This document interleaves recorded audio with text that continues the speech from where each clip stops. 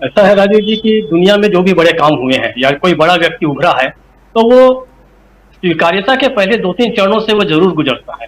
पहला जो उसका स्तर होता है, चरण होता है, वो है उसकी उपेक्षा का।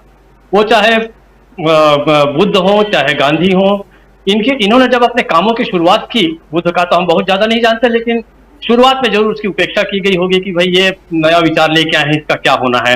फिर चाहे वो निकोला टेस्ला ने जब कहा कि मैं बिना बिना तार के मैं बिजली को एक जगह से दूसरी जगह ट्रांसमिट कर सकता हूं, तब भी लोग हंसे थे। राइट बंधु ने जब कहा कि आदमी जो है वो आसमान में उड़ सकता है मशीनों के जरिए, तब भी लोगों ने उनकी उपेक्षा की। उपेक्षा के बाद दूसरा, तो उपेक्षा का स्तर जो है, उपेक्षा का चरण है, उससे बहुत पहले राहुल गांधी भी थे। दूसरा जो चरण होता है वो होता है उपहास का। एक लंबा समय आप देखिए कि राहुल गांधी के खिलाफ एक तरह से उनको उपहास, उनको एक पात्र बना दिया गया था। उनके बारे में बहुत सारे मीम्स, बहुत सारे जोक्स, बहुत सारी चीजें निकलती थी। कहीं बताया जा रहा है कि वो चंपक पढ़ रहे हैं, कहीं तो एक वो बड़ा लंबा चरण हमने देखा है।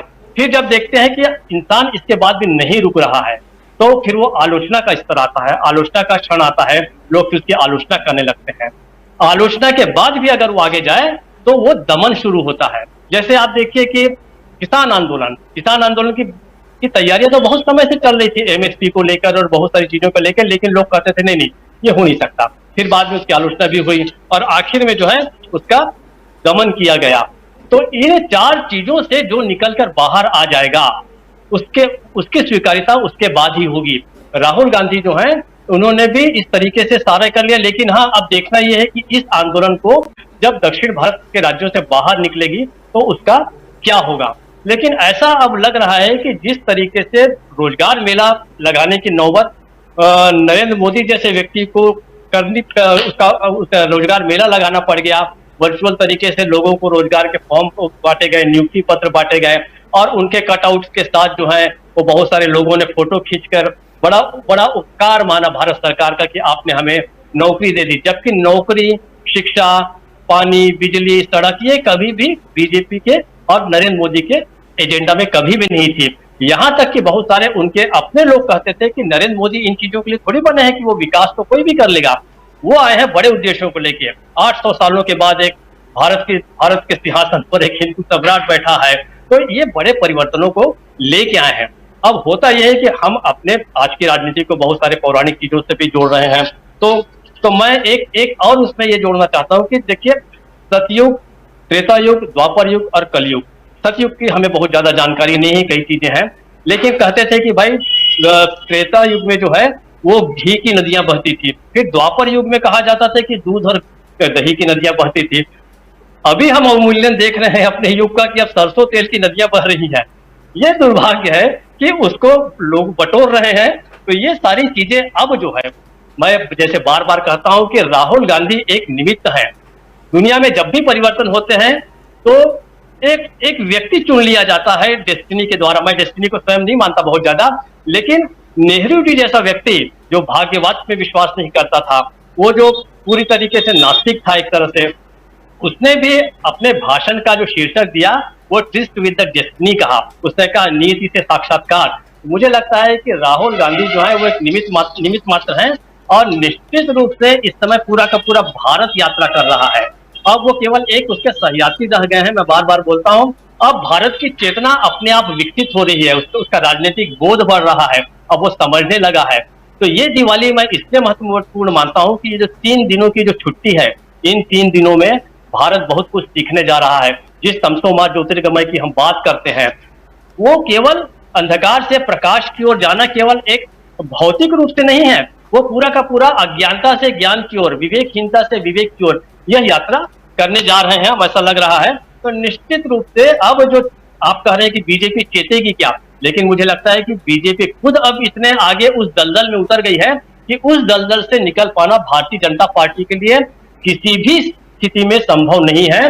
वो दल, आपको पता है बहुत सारे दुनिया में ऐसे जंगल है, ऐसे ऐसे इस तरीके से दलदल होते हैं कि आप जितना हाथ पांव मारिए उसके अंदर आप लगातार जाते जाएंगे। तो ये अब एक दलदल में भारतीय जनता पार्टी घुस गई है। एक अलग से जो देश निर्मित हो रहा था, उस देश के बजाय उन्होंने पूरे के पूरे देश को, जनता को उस दलदल में ढकेल दिया है। इस दलदल से कैसे निकलेगी मुझे नहीं लगता। अब जो है जिसको मराठी में वाट चाल कहा जाता है, अब मार्चिंग अहेड जो है वो कांग्रेस का निश्चित रूप से होने जा रहा है।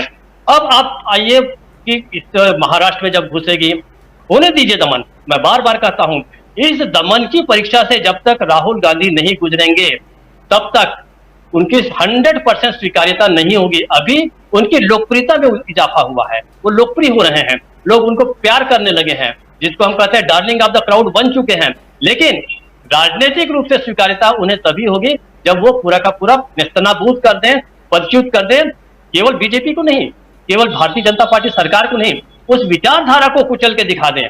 और मुझे ऐसा लगता है जिस हिसाब से लोग जा रहे हैं, हम अक्सर बात करते हैं कि किसी सभा में किसी नेता द्वारा 25-50 हजार की भीड़ ले आना बहुत बड़ी सफलता मानी जा रही है।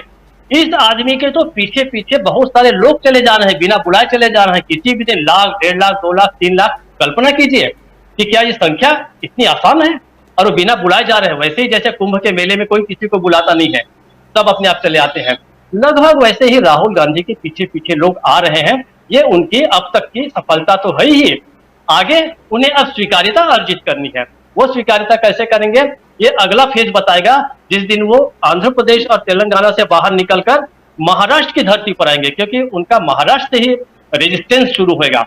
मुझे नहीं लगता कि इतना उनका केक वॉक रहेगा, बहुत आसानी से वो यात्रा पूरी कर लेंगे, मैं नहीं मानता। आगे आप देखिए, बीजेपी इतनी आसानी से उनकी यात्रा को पूरी नहीं करने देगी। हाँ, बीजेपी के मन में द्वंद रहेगा कि क्या इसको छेड़ा जाए, क्या इसको शाहीन बाग जैसा कुछ छेड़ा जाए, किसान आंदोलन जैसा तकलीफ दिया जाए।